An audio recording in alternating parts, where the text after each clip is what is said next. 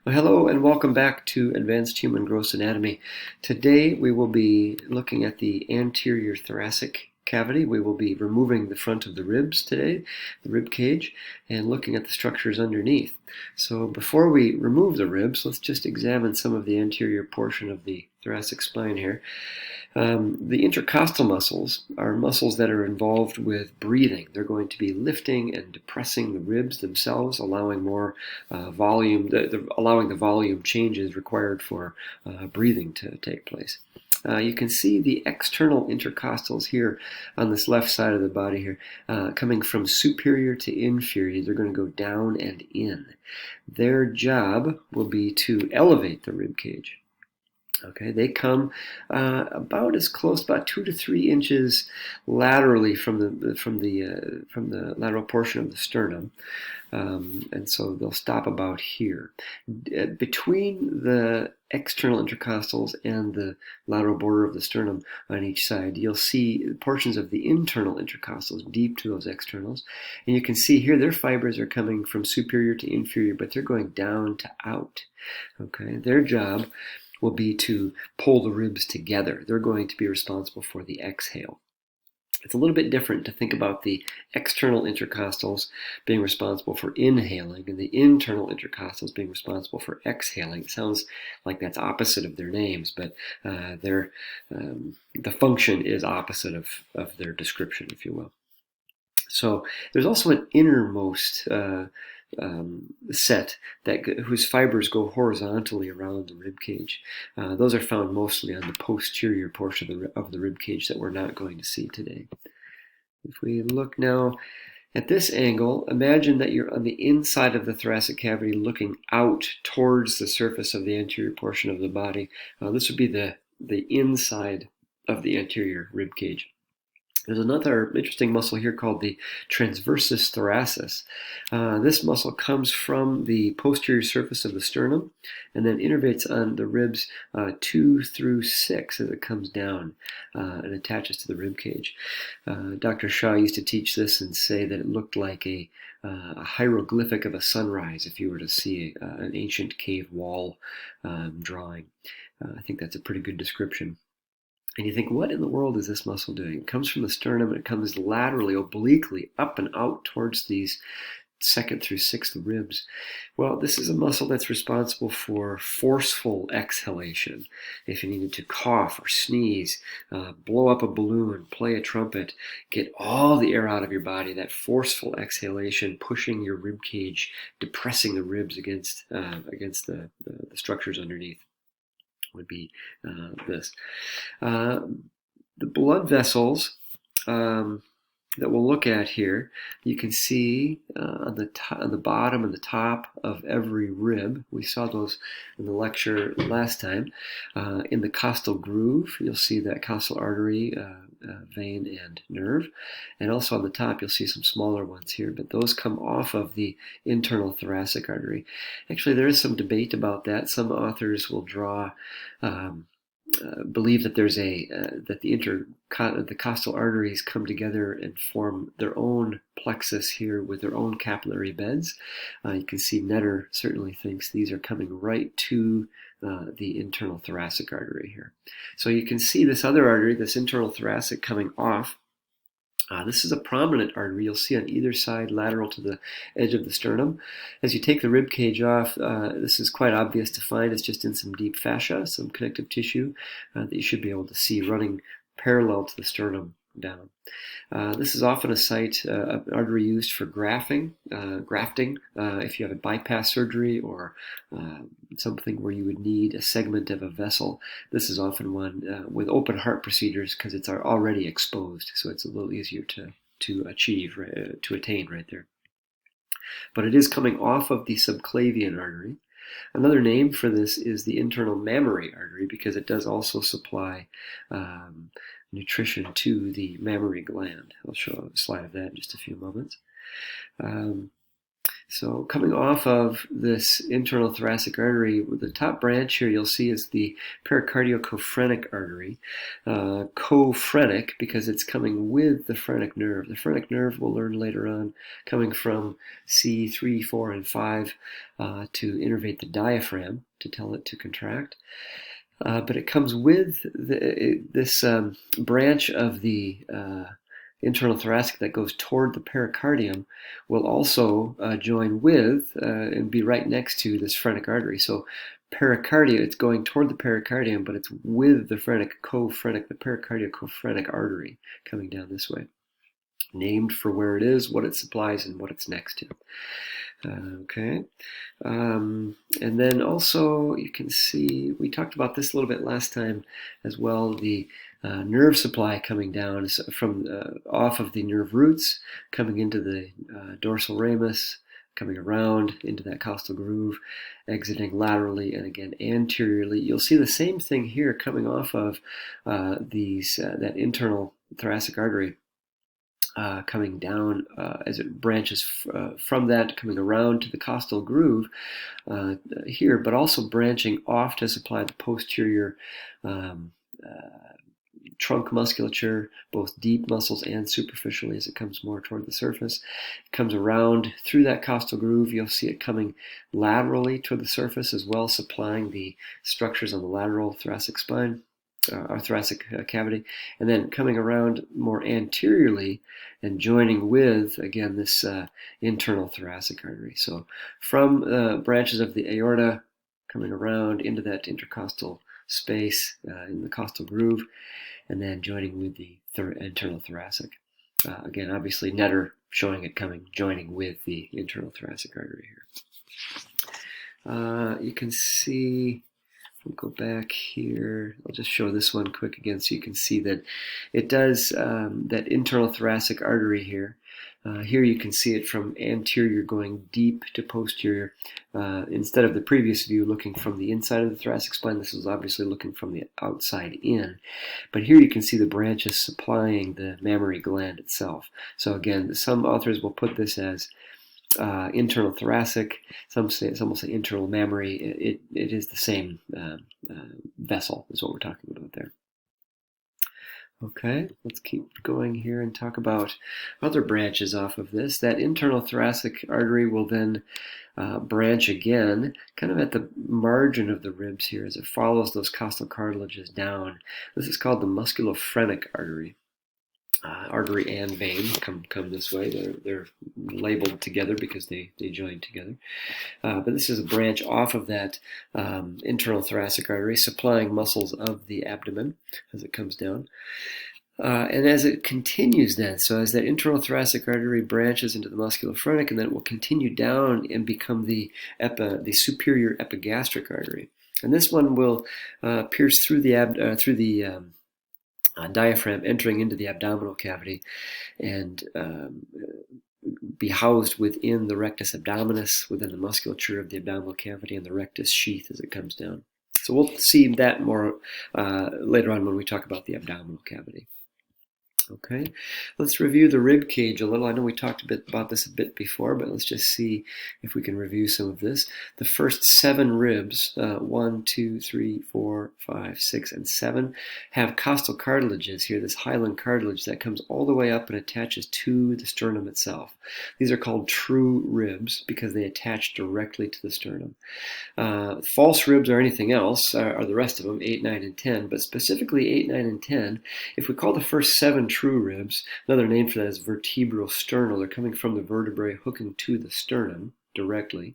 8, 9, and 10. So you can see 8 here, the costal cartilage coming up into the hyaline cartilage of 7, the cartilage of 9 coming into the cartilage of 8, and then 10 coming into 9 here. We'll call those vertebrochondral ribs. They're coming from the vertebrae, hooking around and attaching to cartilage, this hyaline cartilage of 7, ultimately, which then will attach to the sternum. And then you've got 11 and 12 on the edges down here. Those are just the floating ribs. They have no attachment to the sternum themselves. The hyaline cartilage here is important because this will provide a bit of a hinge. as the rib cage needs to be a bit flexible to allow the musculature to raise and lower it. If you put your hands on the sides of your rib cage and take some deep breaths, you'll almost feel like a bucket handle type movement. These ribs will come away, they'll expand up, and then they'll depress down. And the cartilage here is helpful to allow for that movement to be a little more pliable, a little more flexible. Still very supported and structurally sound, but gives it the ability to move a little bit here. The raising of the ribs will increase the volume. If the rib cage lifts up, you've literally increased the volume of the thoracic spine, and that will decrease the pressure around the lungs. All right, decreased pressure around the lungs will pull the lung tissue away. It'll pull it out, which expands the alveolar walls within the microscopic sacs of the lung tissue, making space between them larger. And this causes an inhalation. So when you raise the rib cage up like this, the volume, it's like a bellow, if you're blowing air into a fireplace, will increase the volume. As that volume increases, the pressure decreases relative to the atmospheric pressure, and it will flow into, in this case, the lungs as that cavity expands. When you drop the ribs, when you exhale and you pull these ribs down, that will decrease the volume of the thoracic cavity, increasing the pressure within the alveoli, within the lung tissue, and cause an exhalation, force that pressure, putting pressure on the outsides of the lungs. And that intrinsic elasticity of the alveolars within the alveoli will constrict and force the air out. Without collapsing, those alveoli won't collapse, but they'll constrict down. They'll come back to their original shape, which is what the definition of elastic is. Remember, elastic is not how far it can stretch, but that it can come back to its original shape. So that intrinsic elasticity of the alveolar of the alveoli will constrict and then come back to their original length, causing an exhalation. The pressure and the volume of the thoracic cavity are inversely proportionate. Maybe you remember this from chemistry or physics class, PV equals nRT, and all about pressure and volume, inverse relationships. Hopefully that's a good review for you there too. Actually, we'll keep it on this slide here. As we remove the rib cage today, we're going to start at the top here. We'll start maybe at the, you can kind of start anywhere, I suppose, but the manubrium is a nice landmark. You'll find that as the first rib comes in, remember the clavicle will attach here at the manubrium, the top, more superior lateral portion, at the clavicular notch. And then right at the middle of the body of the manubrium is the first rib. If you can kind of take a hacksaw, and go right through the kind of that lower middle portion of the manubrium, that will kind of, you have to cut that square off. From here, laterally, you can go take a scalpel and be sure not to cut too deeply, not to puncture, don't cut lung tissue. The lungs actually can expand up. The apex of the lung is actually about a thumb's width above the clavicle. So way up here is that can be the lung tissue. But we're going to cut laterally this way, kind of following that intercostal margin between ribs 1 and 2, laterally to this mid-axillary line. You can do that on both sides. And then you'll take some nippers that you can cut the ribs. You'll need to use nippers to cut that strong bone tissue so that you can separate that, get between the ribs. You can also use a scalpel between the ribs just to kind of separate that tissue between those intercostal muscles. And you'll cut down to about the level of C6 here, between 6 and 7. The space there, and then you'll again come medially towards the xiphoid process, again toward the sternum, at about the level of the xiphoid process. Once you remove these tissues, and again it might be a little tricky to get it all the ribs on the side, sawing through the sternum at the manubrium here, coming laterally again down to about between 6 and 7, and then hooking straight back toward that xiphoid process. You should be able to then take that anterior portion of the rib cage off. Now, you will see though that it's you need to separate that the rib cage, the anterior rib cage, in the deep portion of it, from the underlying structures and membranes. This includes that parietal layer of the pleura. And so you'll also need to, with a gloved hand, kind of push the diaphragm away. If I show a picture here, you can see where the lungs are underneath this. Again, the clavicle being way up here, the lung actually goes quite high. So cutting between 1 and 2, let's see, 1 and 2, right here, through the manubrium, over, around, down between 6 and 7, and then back toward the xiphoid. So you'll basically take that full front of the rib cage and place it to the side. But you'll need to, with a gloved hand, push down the diaphragm. You can kind of see that layer here separating. And then you'll be basically looking straight down at the lungs. You'll be looking down onto the visceral layers of the lungs. Of that lung tissue here and here as it goes down. The pleural, the area where the lungs sit was within that thoracic cavity, lateral to the mediastinum. This is where the lungs sit. These are airtight containers contained within the visceral and parietal pleura within each side. And so, if that does get punctured, if you were to if it were to break, if that space were to have a cut in it, for instance, that would be a bad thing, because then you wouldn't be able to maintain the pressure needed to inhale and exhale very well. And that would need to be fixed quite well, quite fast. If you don't get that fixed on one side, you do have the other side that can help. If there's a puncture going through maybe the rib cage, or a rib breaks, or something stabs and punctures the space between the pleura, then you have the other one that can help take care of that. But if both go, that is an emergent type of procedure. You will not be able to breathe well on your own. So the space here where the lungs can expand and constrict during breathing is what we're talking about here.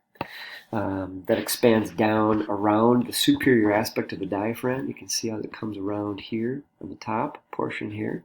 We call that the costodiaphragmatic recess. Another shot of this is found here. This acts like a potential space. You can see here this kind of bluish hued area. This is that costodiaphragmatic recess, and kind of the top portion of the diaphragm, but still inferior to the lungs. This is a lung that's not fully inflated, so this lung in this picture seems to be exhaled because it's lifted up into the space. So there's this space down here where it actually goes quite deep around the curvature of the diaphragm. So this potential space where the lung can expand into during inhalation. You can also see in diseased states where there's fluid on the lungs, this will come down into this area here. On x-rays, people with fluid in this cavity, radiologists will often talk about it as wings. It looks like wings. They kind of light up a little bit. The x-rays make it a little bit opaque, and you can see that fluid level there on the inside that costodiaphragmatic recess. Okay. Now, inside the mediastinum, let's talk about the mediastinum for a minute. Media means middle, stinum means stand, so literally mediastinum translates from Latin into standing in the middle, which is what we're talking about with this area between the lungs. Okay. And we'll talk more about the pericardium in a little bit. We'll also be removing the heart in our next dissection, so we'll talk extensively about the mediastinum in the heart next time. But if we take a look here at the lung surfaces now, here's another shot of that mediastinum without the pericardium. The anterior portion of the pericardium has been removed. But if we look at the lungs, you'll see there's a visceral and let's go back here. There's a visceral and a parietal layer of the pleura that we'll see later on as well, just with some more detail. But if we look at the lungs, you can see they're not symmetric. The lungs themselves have, the right lung has 3 lobes. The left lung has 2 lobes. The right lung has 2 fissures separating those 3 lobes. The left lung only has 1 fissure. Here you can see that they both have an oblique fissure. Here's the right lung and the oblique fissure. Here's the left lung, obviously looking from an anterior to posterior view here. Left lung also has an oblique fissure. The right lung, though, has a horizontal fissure. You can see here a little more superiorly. The right lung has 3 lobes, cleverly called upper, middle, and lower, separated by the 2 fissures, the horizontal and the oblique fissure. The left lung just has an upper and lower lobe, separated by the oblique fissure. You can see that the heart will push over towards the left side, creating a bit of a cardiac recess here, notch in the left lung, where the heart will occupy part of that space where the lung is. So the left lung is slightly smaller than that of the right. The primary bronchi, you can see here as they come down from the trachea, you'll see them come down into the right lung and into the left lung. The right lung makes a little steeper shot right into the right primary bronchi makes a steeper shot right into the right lung. The left primary bronchi is has a little bigger of an angle as it comes more laterally towards that entrance into the lung. Here we'll talk more about that pleural cavity. The pleural cavity is that airtight cavity we were talking about. So you can see this little box taken over here and expanded. You see the rib, and you can see this first white layer being the parietal portion of the pleura. And then the second white layer is the visceral layer of the pleura. And then here's the lung tissue itself. So the visceral layer is adherent directly to the surface of the lung, and the parietal pleura is outside of the visceral layer. And the area between them is this potential space. It's basically there's some lubricating fluid in there. It's basically air. A lot of people say that there's just nothing in there, but that will allow then for there to be this slipperiness of that tissue to allow it to glide on itself when the lung tissue does inflate and deflate. We'll talk about the lungs having a costal surface, meaning the ones right on the anterior portion here onto the rib cage itself, onto the ribs. There's a mediastinal surface of the lungs as they are adjacent to the mediastinum. There's a diaphragmatic surface where the lungs will attach, or not attach, but come down and sit on the diaphragm. There's also the apex or the cervical region up here, also called the cupula.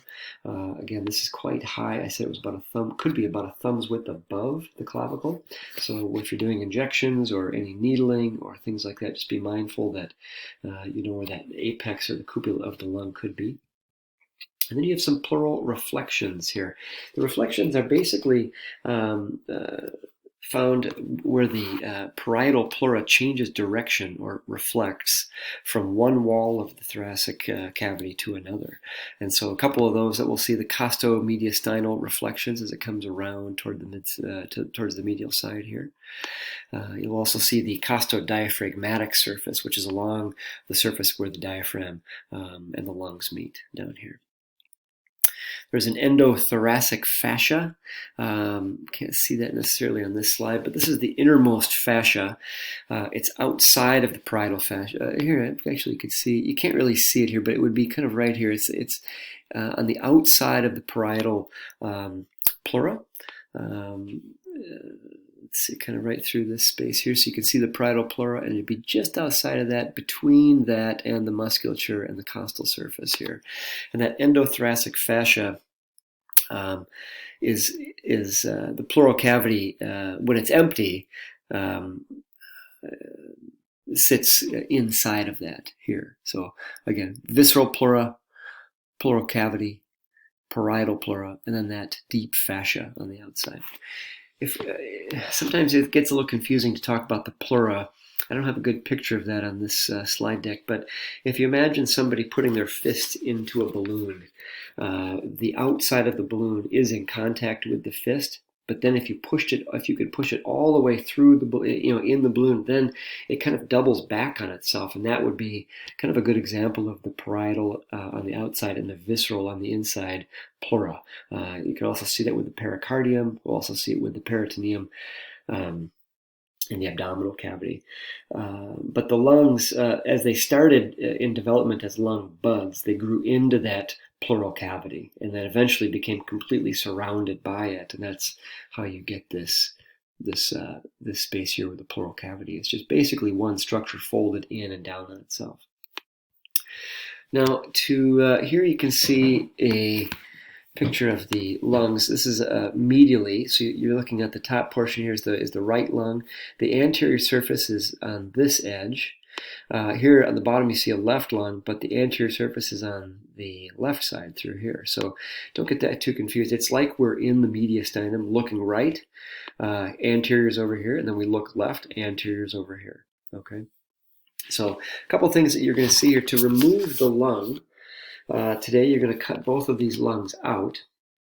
To remove that, you'll need to find the root, and this is within the kind of in that pericardial cavity. You'll find the root of this. I'll show here again. It's kind of deep inside of here and in here. So as you kind of pull that lung back a bit, you'll be able to feel some of the structures entering into here. So what is in this root? This is where the primary bronchi are going to come in. These airways here and here. It's also where the lymphatics will enter and exit, and nerves as well. The pulmonary arteries, you can see here and here. Pulmonary arteries are a little higher, and the veins down here, a little lower. They'll also enter. The pulmonary arteries will enter, and the pulmonary veins will exit. Now, you might be wondering, wait, did you mess that up here? Are you talking about arteries and veins? Because you're pointing at arteries when you say blue, and you're talking about veins when you point at the red structures here. That's usually the opposite when we're talking about blood supply. But remember that blood supply to the from the heart is reversed. The naming of that is a bit reversed. And so the pulmonary arteries are leaving the heart, but they're deoxygenated blood. Pulmonary veins have picked up their oxygen from the lung tissue, and they're coming back to the heart. Again, that's going to be on the bottom. Let's see. You're going to cut all of that out, but then you're still going to have trouble getting this lung out. And you're going to pull a little bit. Be careful as you do that, because these lung tissues can tear. You're going to be pulling, and you're going to say, what's going on? Why can't I get this out? And here you're going to start to see these pulmonary ligaments here and here. And this comes from the root, kind of in the inferior portion of the root coming down toward the diaphragm. And this is where the parietal and the visceral pleura come together in the hilus. So they extend inferiorly from the hilus, or from the root of the lung here, coming down. And you're going to have to cut that as well, but it might be a little bit tough, because remember, this is anterior, so you can see on the right, it's a little bit behind. It's below the pulmonary veins as they come down. Same thing on the left. Now again, when you're cutting things that you can't necessarily see, you're going to feel it with a gloved hand. You'll reach down and feel that. And I want you to cut that, but be sure that if the person that's feeling it, be sure the person feeling this pulmonary ligament is the one that's doing the cutting. Don't be cutting blind. I don't want anybody cutting something because that someone else is holding. So be very careful of that. Here on this, you can also see what's interesting on the right side, this groove coming kind of from the back up toward the front here. This for the azygous vein. You'll see that. You'll also see when you take the left lung out, maybe you'll see this aortic groove here, where the arch of the aorta, the thoracic aorta, will come down. So maybe we'll see some of those things. All right. Now, as we've taken the lungs out, this is actually also showing the heart has been removed as well. So behind the heart in the mediastinum, we'll see this on the next dissection more specifically. But here in this picture, you can see the trachea coming down into the right and left primary bronchi. Behind that, you'll see the esophagus as it comes down. Holding the esophagus to the posterior wall of a thoracic cavity is called the mesoesophagus, a piece of fascia that holds that together. Also here behind the heart, you'll see the arch of the aorta, and then the descending or the thoracic aorta as it comes down.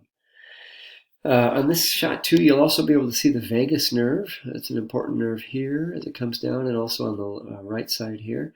We'll talk about other nerves that will branch off. You can see one right here called the recurrent laryngeal nerve. This hooks underneath the subclavian artery on the right, coming back up toward the larynx.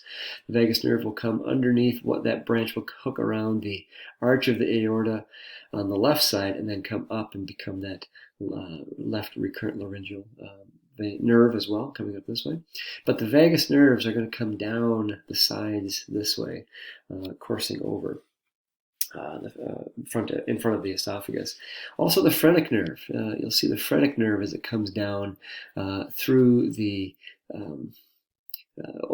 crossing over the anterior scalene here and here as it comes down. It's cut on this side and here as well. But it's going to come down and course into the wall of the pericardium through there. Let's see. What else might I want to see here? You'll be able to find that when the heart, you'll see the phrenic nerve really well. It's just housed in the connective tissue right alongside the walls of the pericardium. So you'll take a blunt probe and kind of tease that out. And then again, there will be a branch there of the internal thoracic artery remember that one called the pericocophrenic artery, that then together they both kind of spread down toward the diaphragm, where they'll give nerve innervation and blood supply to that as well. Remember, the pericardiocophrenic artery comes off of the internal thoracic, which comes off of the subclavians. Just a review there. Okay, let's move on. Oh, maybe I should have shown that here. Here's a better shot of that phrenic coming over the anterior scalene, not cut on this shot, coming over, joining with the pericardiocophrenic artery, and then they'll just come down. As you can see, they follow down kind of behind here, migrating toward the diaphragm to innervate the diaphragm. Okay, now as we move on, other things that we might see in the posterior thoracic cavity here is the sympathetic trunk. Now, the sympathetic trunk is a bit behind the heart. It's not nearly as beautifully seen on the cadavers typically as what Menner's depicting it here. But we'll certainly be able to see some structures as they come out of this. The chain of ganglia here aren't, again, they're not nearly quite this nice, but we'll do our best to kind of identify some of these structures. The sympathetic trunk, sympathetic nervous system in general, comes from the thoracic and lumbar regions of the spinal cord. So we're looking at the thoracic cavity here. This is part of the nervous system that controls organs and blood vessels and things that you don't have volitional control over. So more of that autonomic nervous system. The sympathetic trunk, or also called the sympathetic chain of ganglia, are clusters of nerve cell bodies from the cord that go to the glands, blood vessels, organs, like I said. But they're behind the pericardium, so they're kind of difficult to see, but if you kind of pull the pericardium behind or kind of pull it off to the side on each side, you should be able to see this sympathetic trunk. Sympathetic trunk is basically made up of myelinated fibers from the spinal cord going to the sympathetic ganglia. These are called white rami. They come from the spinal cord and kind of go into this sympathetic trunk here. You can see them coming off of this, coming down into the ganglia here. These are preganglionic autonomics. And then coming off of those, coming into the thoracic intercostal, or the costal arteries here, or traveling up and down through that sympathetic ganglia, through the sympathetic trunk, are going to be the gray rami coming out of that then. So from the spinal cord to the sympathetic trunk are the white rami, from the sympathetic trunk out then towards the extremities, leaving through the intercostal nerves, maybe to the body wall, and the extremities are the gray rami, these postganglionic autonomics. And again, innervating mostly sweat glands and blood vessels. Others are also, you're also going to see some of these gray rami, instead of leaving through that costal nerve, you're going to see it coming down, forming more towards the front here, in the anterior portion, right over the esophagus, right over the bronchus, right over where the heart will be. And these are going to become, we'll see the plexus of nerves here, the vagal, joining with the vagus nerve. You can see the vagus nerve coming down here and on the side here. And that's also going to form into this great plexus on the front side of the esophagus, in between the sympathetic trunks. Now, parasympathetic innervation from the vagus, 90% of our body's parasympathetic comes from the vagus nerve on both sides. And then the sympathetics from the sympathetic trunk are going to be innervating these these plexuses here. You'll see a cardiac plexus kind of on the top as it contributes to the heart. You'll also see an anterior and posterior bronchial plexus around the bronchi, and then an esophageal plexus. And which ones are parasympathetic, which ones are sympathetic, only God knows which ones we're looking at here. But as the plexuses join, again, their contributions from the vagus nerves and the sympathetic trunk. So parasympathetic and sympathetic on each side are forming those plexuses there. You'll also have these nerves coming together from the sympathetic trunk, forming what we call splanchnic nerves. So if we take a look at some of the splanchnics here, I think this is still the best slide for this. You can see as these upper portions here, these gray rami, forming from the sympathetic trunk. We'll just look at the right side here. Coming from the sympathetic trunk, forming, you can see how these gray rami are leaving that ganglia and forming into this really nice, thick, kind of a strong fibrous structure here, this nerve coming down. This is called the greater splanchnic nerves. These splanchnic nerves are from the thorax, or thoracic splanchnics. They're sympathetic innervation, going down to ganglia. As you can see, they exit down through the diaphragm into the abdominal cavity, into the abdomen. Also some prevertebral ganglia where they're going associated with the aorta, branches of the aorta within the abdominal cavity. So you can see this greater splanchnic nerve here forming by the majority of these upper gray rami from the sympathetic trunk through the diaphragm. It's going to puncture down here and go in toward the abdominal cavity, where it will synapse in some celiac ganglia and the adrenal medulla. This will also supply innervation to the upper abdominal organs and the adrenal gland. You can see these other couple here, these bottom two here coming down, forming into another nerve here, the lesser splanchnic nerve. And that lesser splanchnic nerve is going to go down into the abdominal cavity from the lower sympathetic trunk ganglia to an inferior mesenteric ganglia in the abdominal cavity, and that will supply other organs in the abdomen. And then there's also this least splanchnic. You barely see it here. This is just coming off of the 12th sympathetic trunk ganglia, or the 12th sympathetic trunk ganglia, supplying the aorta and other organs in the lower part of the abdomen. Some will say the inferior mesenteric artery is a good example of what that will be going toward, this the least splanchnic. So you got the greater and the lesser and the least splanchnic nerves. Again, gray rami coming down from the thoracic cavity, traveling down into the abdominal cavity. So in addition to the sympathetic trunk chain of ganglia that continue up and down into the lumbar spine here, these nerves will supply abdominal arteries and organs. Okay. Now, as we review some of the lung tissue, here again you can see the primary bronchi on the right side and the primary bronchi on the left side. You can see it's a little shorter, a little more direct on the right side. So objects that are swallowed and get down past the if they get past the epiglottis and find themselves coming down the trachea, they'll often get lodged into the right lung. Things will often need to get aspirated from the right lung more than the left. If you've ever had a babysat a young toddler or infant, sometimes things get lodged into, if they get swallowed, not into the abdominal, into the digestive system, but into the lung cavities. Typically, they'll be more into the right lung than the left. The primary bronchi then from each primary bronchus will then split and go into each of the lobes. Okay, so the primary bronchi, as they split and go into each of the lobes, we call those secondary bronchi, or another name for those, because they're going into each of the lobes, are lobar bronchi.